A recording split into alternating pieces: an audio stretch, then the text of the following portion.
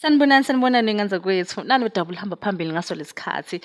Selundiza lodwa ukhozi olumaphikophiko. Umphathi wokhozi osevete walaxaza phansi iy'ntambo washiya kanjalo kulenga.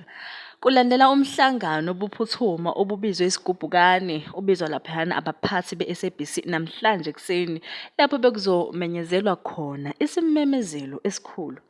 Okuningi-ke ngomhlangano bekungakaveli. Okusavelile nje ikona ukuthi kusamangaze nabantu abaningi ukuthi umphathi wokhozi uSibongi Ngcobo wesulile esikhundleni sakhe sokuba umphathi.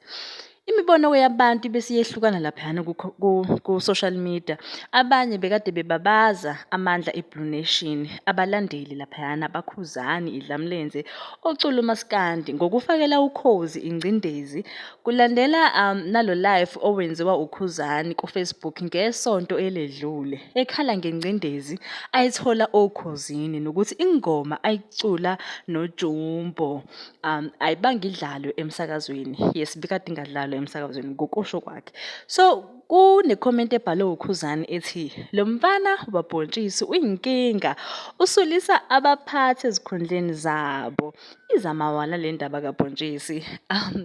Inkulumo leyana ekhulunywa uKhuzani laphayana kwenye yamakhomenti, into nje cishe ithi ayibe nje yena. Mina ngiyafisa ukwazi wakho ukucabanga laphana ku-comment section ukuthi wena uthini ngale nkiyankiya kaSibongi osovedane walahla nje iy'ntambo kanjalo. Ngabe isiphi isizathu ngempela ngempela esimenze washiya okhozini?